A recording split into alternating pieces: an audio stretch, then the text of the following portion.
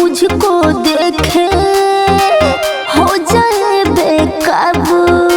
क्या बुझे मेरी कमर के झटके लाखों में है बाबू। जो भी देखे मुझको हो जाए बेकाबू। देख पैसा मुझे तुम कहीं भी न जाना। मिलेगा सोना चांदी मिलेगा खजाना, चमेली की सहेली हवेली पे आना। मिलेगा सोना चांदी मिलेगा खजाना, चमेली की सहेली हवेली पे आना।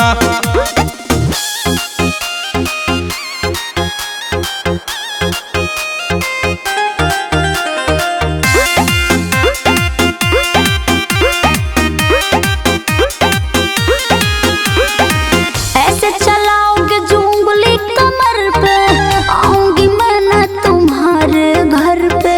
थोड़ी सी छूट दे रही हूँ तुम्हें मैं, तो क्या चढ़ोगे तुम मेरे सर पे। अरे बाहुबली है शू, रात भर नचाएंगे छोड़ेंगे न तुझको।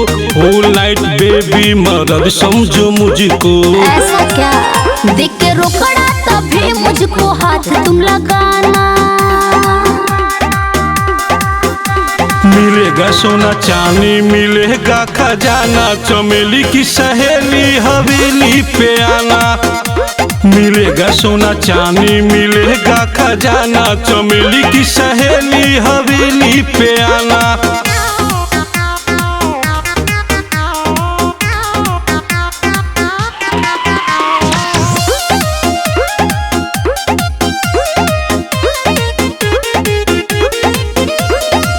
कैश नहीं बाबू चेक भी चलेगा, जन्नत का असली मजा फिर मिलेगा।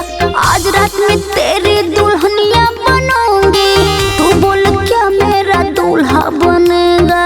बोलो हम तो पहले से रेडी बानी।